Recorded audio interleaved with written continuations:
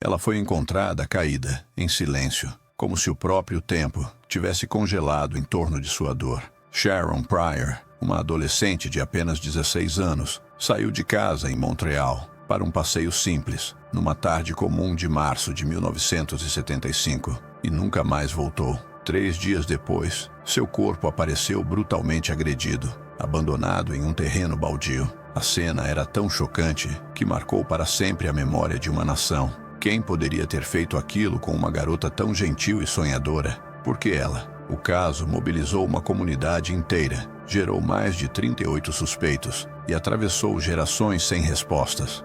Foram 48 anos de silêncio, de dor e de busca, até que um fio de DNA, escondido por décadas em uma camisa ensanguentada, revelou a verdade. Mas o que ele revelou não foi apenas o nome de um assassino, foi um erro coletivo, uma falha policial e um eco devastador de outros crimes parecidos. Esta é a história do crime que chocou o Canadá e de uma justiça que chegou tarde demais. Mas antes de eu contar, se inscreva no canal para não perder os melhores vídeos de crimes reais. Sharon Pryor nasceu em 1959 e cresceu em Montreal, no Canadá, rodeada pelo carinho da mãe e dos irmãos. A separação dos pais havia reconfigurado a dinâmica familiar, mas, mesmo com os desafios, a casa dos Pryor era um ambiente de afeto e cumplicidade. Sharon era o tipo de garota que deixava marcas por onde passava, não pelo que dizia, mas por como olhava, ajudava e se importava. Inteligente, empática e madura para a idade, ela sonhava em ser veterinária. Tinha um amor incondicional pelos animais e uma energia inesgotável para os esportes, especialmente o judô. Os professores a descreviam como disciplinada, os amigos como leal. Para a mãe, era a alma da casa. No bairro de Pointe-Saint-Charles, onde viviam, Sharon era vista como uma adolescente exemplar. Participava de atividades da comunidade e mantinha uma rotina previsível e segura. Naquele fim de semana de Páscoa de 1975, estava animada. Ajudou a mãe a preparar doces e sobremesas. Planejava ver amigos e até receber um prêmio que havia ganhado em uma associação esportiva. Era uma tarde comum, de primavera chegando, com as ruas ainda um pouco frias, mas já vibrando com os primeiros sinais da estação. A mãe de Sharon viu a filha sair às 16 horas, usando uma blusa azul clara, jeans e tênis. Ela prometeu não demorar. O trajeto era curto, menos de 10 minutos de caminhada até a pizzaria, um local que frequentava com frequência. Mas, à medida que as horas passaram e Sharon não retornava, o que era uma pequena ansiedade se transformou em desespero. A ausência da filha não fazia sentido. Ela era responsável, pontual, sempre dava notícias. O instinto materno não errou. Algo terrível havia acontecido, e o que viria a seguir destruiria não apenas uma família inteira, mas também a sensação de segurança de uma comunidade inteira. Era sábado, 29 de março de 1975. Após uma manhã dedicada aos preparativos da Páscoa, Sharon saiu de casa pouco depois das 16 horas. Tinha plano simples: passar na associação de judô, onde participava de treinos, e receber um certificado ou prêmio, e depois encontrar amigas na pizzaria Chez Marius, localizada na esquina da rua Wellington, um ponto tradicional entre os jovens do bairro. Tudo parecia absolutamente normal, mas aquele seria seu último trajeto. As horas passaram. No início da noite, a mãe de Sharon começou a se inquietar. Ao ligar para a pizzaria, descobriu que a filha nunca havia chegado. Os amigos também estavam surpresos. Ninguém a tinha visto. Era como se ela tivesse desaparecido no meio do caminho, entre um ponto conhecido e outro. Rapidamente, o sentimento de preocupação se transformou em pânico. Familiares, vizinhos e voluntários passaram a vasculhar as ruas, becos e terrenos baldios da região, chamando pelo nome de Sharon, mas não havia sinais dela. A polícia foi acionada, mas a resposta inicial foi morna. Sharon era uma adolescente. Talvez tivesse fugido, sugeriram. Talvez estivesse com amigos, mas a mãe sabia que isso não fazia sentido. Sharon nunca sairia sem avisar. Ela era madura demais, consciente demais. A comunidade insistiu, pressionou, e logo os agentes começaram a levar o caso a sério. A busca se intensificou, com cães farejadores, helicópteros e distribuição de panfletos. 3 dias depois, em 1º de abril de 1975, um grupo de jovens encontrou algo estranho em um terreno baldio em Longueuil, a cerca de 8 quilômetros de onde Sharon havia sido vista pela última vez. Entre arbustos e lama, jazia o corpo da adolescente. Estava parcialmente nu, com marcas evidentes de agressão física e sinais de tentativa de fuga. O rosto apresentava hematomas, os pulsos estavam amarrados com barbante e o jeans havia sido arrancado. Havia indícios de abuso sexual e o local sugeria que ela havia sido mantida viva por algum tempo antes de ser morta. Uma camisa masculina que não pertencia à vítima foi encontrada próxima ao corpo. A brutalidade do crime chocou os investigadores. Aquela não era uma ação impulsiva, nem um ataque aleatório. Havia precisão, havia crueldade. Os sinais apontavam para premeditação e possivelmente para mais de um agressor. A perícia colheu tudo o que pôde, incluindo a camisa deixada para trás. Mas, em 1975, a ciência forense era limitada. As evidências físicas acabavam engavetadas, esperando por um futuro que ainda não existia. O funeral de Sharon foi marcado por comoção pública. Centenas de pessoas compareceram. O luto ultrapassou a família. Era como se cada mãe do bairro estivesse enterrando uma filha. O caso ganhou manchetes nacionais e logo outros desaparecimentos começaram a ser relembrados. Jovens que sumiram em circunstâncias parecidas. Corpos encontrados com sinais semelhantes de violência. Seria possível que Sharon tivesse sido vítima de um assassino em série? A hipótese não parecia improvável, mas, mesmo com o pavor instalado, a investigação não avançava. A cada suspeito interrogado, um beco sem saída. A cada nova pista, mais frustração. Foram mais de 38 nomes investigados ao longo dos anos. Nada levava à resposta definitiva. Nem mesmo a oferta de uma recompensa de $10 mil, anunciada em 2012, foi capaz de trazer novas informações relevantes. O tempo passava e o caso esfriava. Mas uma peça ficou guardada, quase esquecida, nos arquivos da polícia. Aquela camisa masculina, coberta por fragmentos de um DNA que esperaria quase meio século para finalmente falar. E caso estiver gostando do vídeo, se inscreva no canal e deixe o like. Desde os primeiros dias, após a descoberta do corpo de Sharon Pryor, a polícia de Montreal se viu pressionada. A brutalidade do crime e o perfil da vítima, uma jovem conhecida e querida, exigiam respostas rápidas. A comunidade cobrava, a imprensa acompanhava e o medo se espalhava. Mas o que se seguiu foi uma longa série de erros, suspeitas equivocadas e anos de frustrações. Mais de 38 pessoas chegaram a ser formalmente interrogadas ao longo da investigação.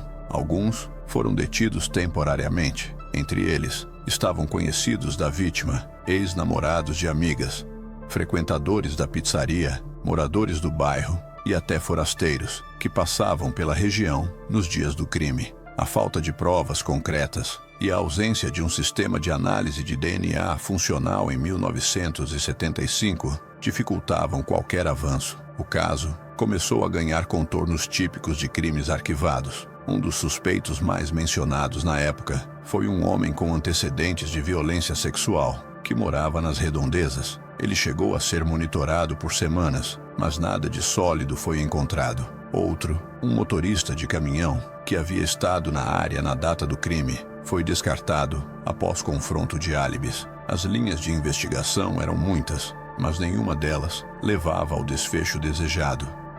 Paralelamente, começaram a surgir comparações entre o caso de Sharon e outros homicídios que ocorreram no Canadá na mesma década. 2 nomes logo chamaram atenção: Norma O'Brien, assassinada em 1974, e Debbie Fisher, morta em 1971. Ambas eram adolescentes. Ambas foram sequestradas e encontradas mortas com sinais de violência semelhantes. O modus operandi parecia ter elementos em comum: abordagem em locais públicos, agressão sexual, espancamento e descarte do corpo em áreas isoladas. Investigadores passaram a considerar seriamente a hipótese de que um mesmo autor, ou grupo, pudesse estar por trás dessas mortes. A teoria de um assassino em série ganhou força, mas Sem uma prova técnica que ligasse definitivamente os casos, ela continuava sendo apenas uma possibilidade. Na ausência de certezas, a polícia canadense se fragmentou em investigações paralelas e sem cooperação efetiva.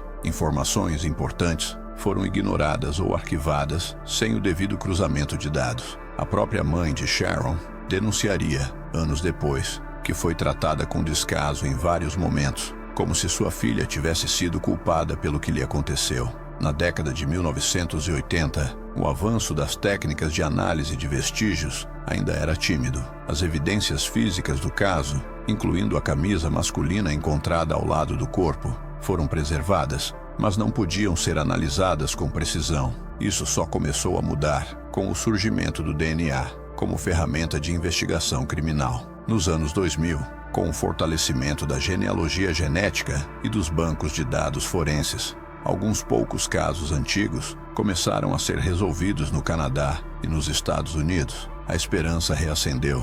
Em 2012, a família de Sharon conseguiu viabilizar a criação de um fundo para oferecer uma recompensa de $10.000 a quem trouxesse informações confiáveis. A ação teve repercussão, mas mais uma vez não resultou em pistas concretas. A frustração era imensa.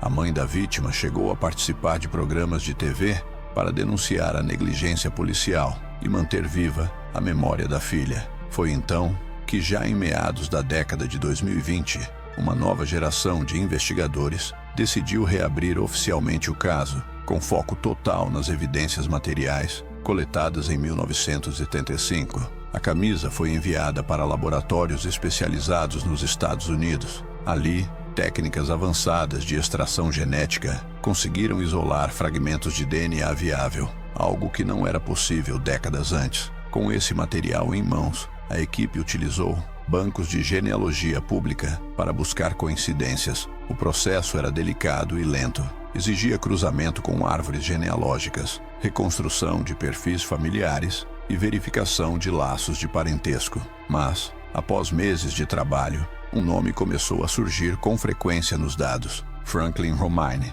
um homem com histórico criminal nos Estados Unidos, que havia morado no Canadá por um curto período nos anos 70, precisamente quando Sharon foi assassinada.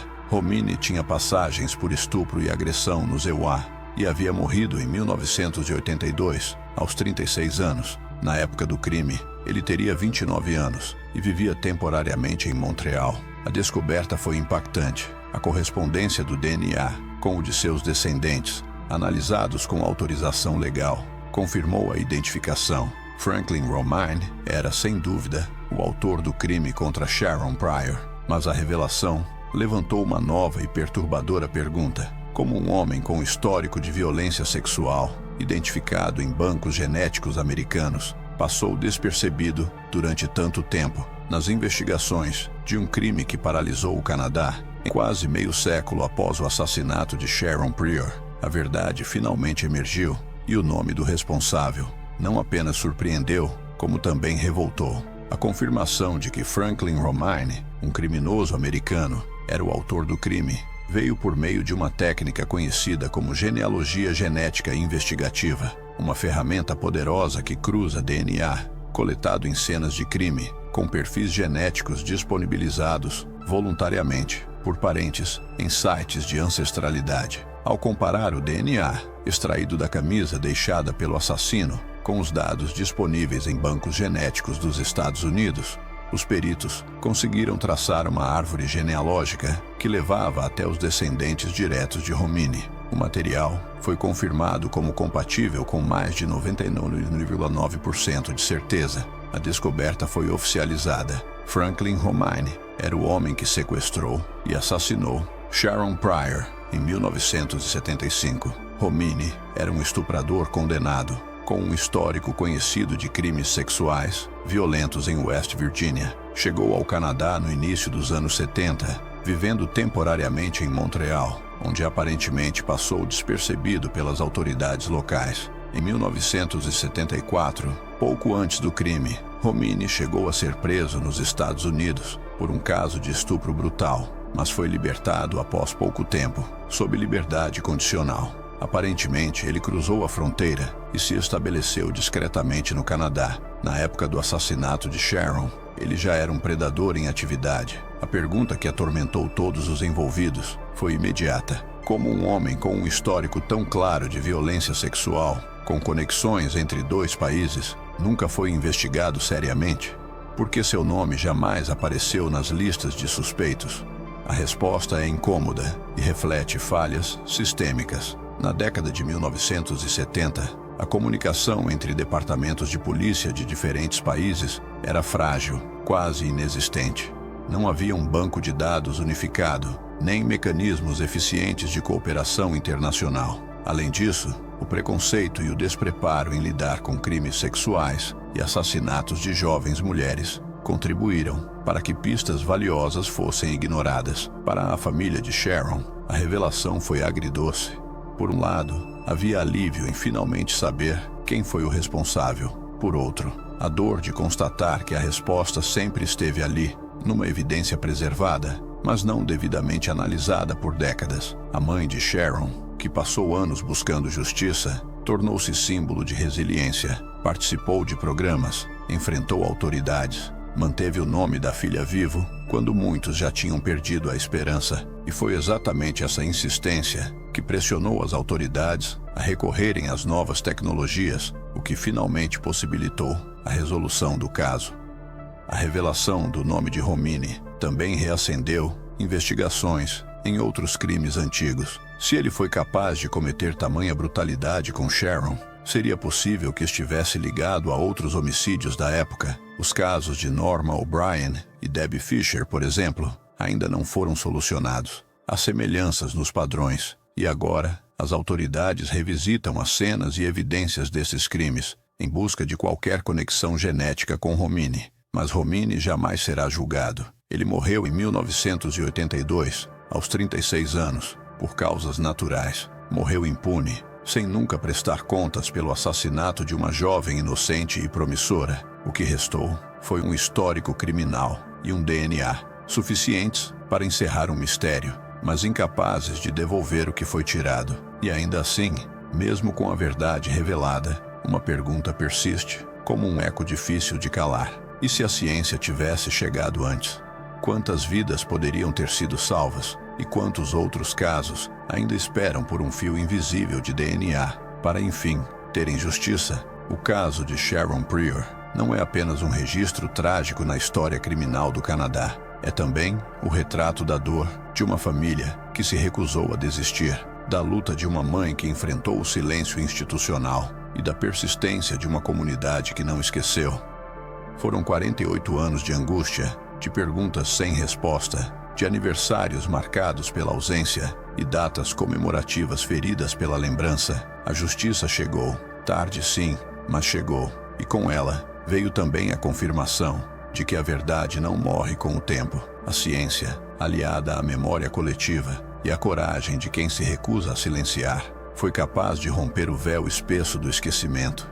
Sharon tinha sonhos, queria cuidar de animais, formar uma família, viver. Seu nome, hoje, está gravado não apenas em documentos de um processo solucionado, mas também no coração de todos que se comoveram com sua história. Que sua vida, interrompida de forma tão cruel, sirva como alerta e inspiração, e que nunca deixemos de perguntar: quantos casos ainda esperam pela chance de serem ouvidos? Se essa história tocou você, considere compartilhar o vídeo para que mais pessoas conheçam o caso de Sharon Pryor e entendam a importância da ciência forense na busca por justiça. Inscreva-se no canal para acompanhar outros casos reais e profundos como este. Sua atenção e empatia fazem a diferença.